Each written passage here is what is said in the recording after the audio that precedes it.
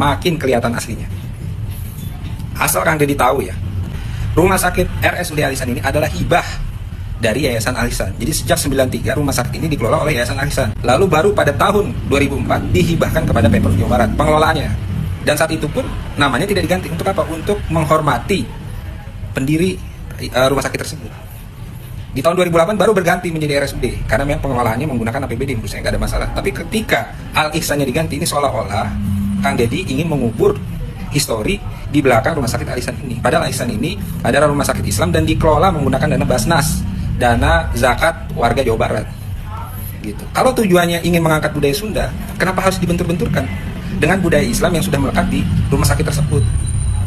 Kalau alasannya agar nama Welas Asih itu lebih dekat dengan Jawa Barat, memang nama Ihsan tidak dekat dengan Jawa Barat. Jawa Barat itu adalah salah satu provinsi yang paling religius. Jadi tidak semua hal itu patut dijadikan konten, dijadikan bahan pencitraan. Masih banyak PR di Jawa Barat yang perlu Kang Deddy kerjakan daripada ngurusin hal-hal yang seperti ini. Mas Eko Widodo, terima kasih ya atas berbagai kritiknya terhadap diri saya. Dan saya berucap terima kasih sebagai Gubernur Jabar dikritik oleh warga Jakarta. Berarti Mas Eko begitu sayang pada saya, pada warga Jabar.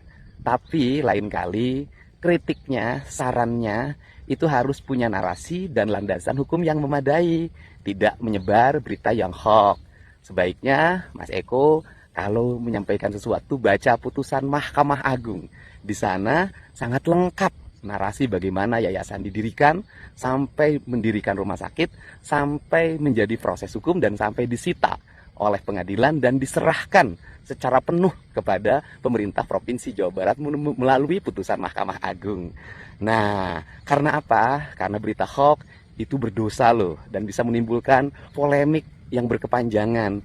Dan saya tahu Mas Eko juga dulu pernah kena kasus berita hoax KPU kan. Nah, yang bilang bahwa server KPU sudah disetting pada saat Pilpres. Nah, mohon ya orang Jawa Barat, jangan dikasih berita-berita hoax dari Jakarta. Karena orang Jawa Barat mah pengen cager, bager, bener, pinter, singer. Kita bisa berpolitik dengan baik, kita bisa bermedia sosial dengan baik, dengan menggunakan narasi-narasi yang memberikan pendidikan bagi publik. Kritik boleh, tapi tidak boleh mengkritik dengan kebohongan, menggiring orang dengan tujuan tertentu. Kalau Mas Eko punya calon untuk ke depan, sampaikanlah keunggulan calon yang Mas Eko miliki.